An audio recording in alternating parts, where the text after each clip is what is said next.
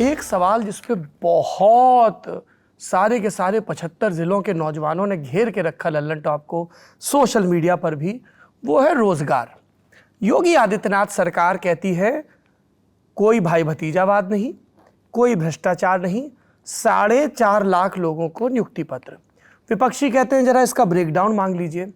नौजवान कहते हैं साहब सुप्रीम कोर्ट के आदेश हैं, हाई कोर्ट की डबल बेंच के आदेश हैं, यहीं लखनऊ में इको गार्डन में बैठे रहे मॉडल कोड ऑफ कंडक्ट लागू होने तक।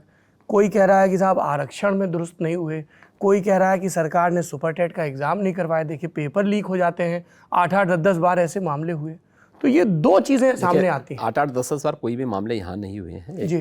तो मुझे लगता है कि आपको बहुत स्पष्ट करना चाहिए, कोई भी 8-8, 10-10 बार कोई मामला इस प्रकार का नहीं हुआ। पेपर लीक पे आपकी सरकार ने 8-10 बार, कौन से 8, मुझे गिना दीजिए कौन 8 बार पेपर लीक हुए हैं? पेपर लीक को लेके आप मुझे बताइए पहले, कौन 8 बार कौन से पेपर लीक? मैं वही पूरे आप बताइए ना, लेके आया हूं। आप मुझे बताइए कब 8 बार पेपर लीक हुए?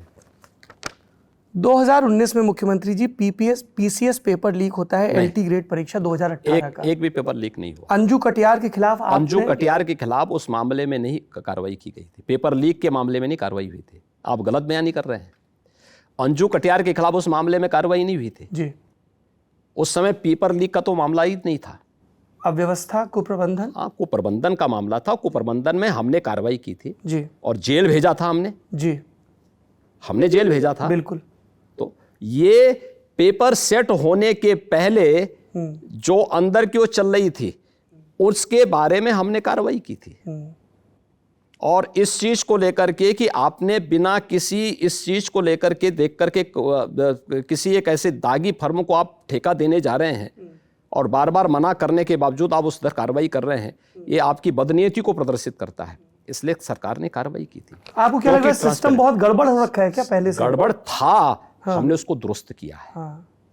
और जहां तक बात है नौकरी की बात, 4.5 लाख नौजवानों को नौकरी हमने दी है। हाँ, 1.5 लाख तो केवल पुलिस कार्मिक और पुलिस अधिकारियों को हमने नौकरी दी है। 1.5 लाख से ऊपर शिक्षकों की भर्ती की है। उच्च माध्यमिक और बेसिक शिक्षा में हमने नौकरी दी है। अलग अलग विभागों को अगर आप देखेंगे इन सभी का मिला के 4.5 लाख से दी है, अधिक नौकरी हमने दी है। 1.61 करोड़ नौजवानों को बेहतरीन कानून व्यवस्था के माध्यम से रोजगार और नौकरी हम लोगों ने दी है। 60 लाख से अधिक लोगों को हम लोगों ने एमएसएमई में विभिन्न प्रकार के स्वतः रोजगार की योजनाओं के साथ जोड़ने का कार्य किया है। ये हमारी सरकार ने किया है। और इसमें अब तो जो इस फील्ड में काम करने वाली नेशनल एजेंसियां हैं उनके डाटा भी इस बात को आज प्रदर्शित करते हैं कि 2016 के पहले 17 के पहले उत्तर प्रदेश 16-17 में यूपी के अंदर जो अनएम्प्लॉयमेंट रेट था वो 18% से अधिक था, आज जो 4% के आसपास है। ये डाटा, ये मेरे डाटा नहीं है, ये भारत सरकार के और उन एजेंसियों के डाटा हैं जो इस फील्ड में कार्य कर रहे हैं। हाँ, कुछ मुद्दे पर जैसे टीटी की परीक्षा होनी थी, पेपर लीक हुआ, परीक्षा प्रारंभ होने के पहले हमने निरस्त किया और तह में गए जितने दोषी थे सबको उठा उठा करके जेल भेजा गया। मुझे ये भी मालूम है कि अभी जो ये धरना प्रदर्शन कर रहे थे इसमें कौन कौन से कोचिंग संस्थान इसके पीछे थे।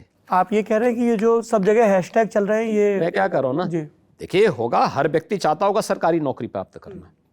सरकार की नौकरी भी निकलती है जी, सरकार जो भी करेगी ट्रांसपेरेंट तरीके से करेगी जी। लेकिन मैं कह सकता हूँ 4.5 लाख नौकरी में एक भी कोई भाई भतीजा बात की बात नहीं कर सकता, नहीं कर सकता।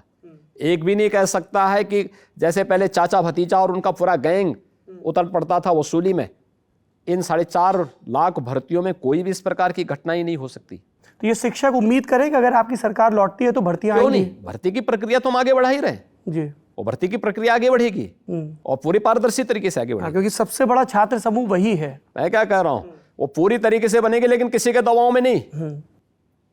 ये जो कुछ कोचिंग संस्थाओं के नाम अभी आए हैं इसमें भी बहुत बड़ी कार्रवाई होने वाली है। अच्छा, जो इस आंदोलन के पीछे थे, क्योंकि उन्होंने कुछ पेपर, उस टीटी के पीछे भी उनका हाथ था, उनकी दुकानदारी चलती थी, उससे दुकानदारी चलती थी।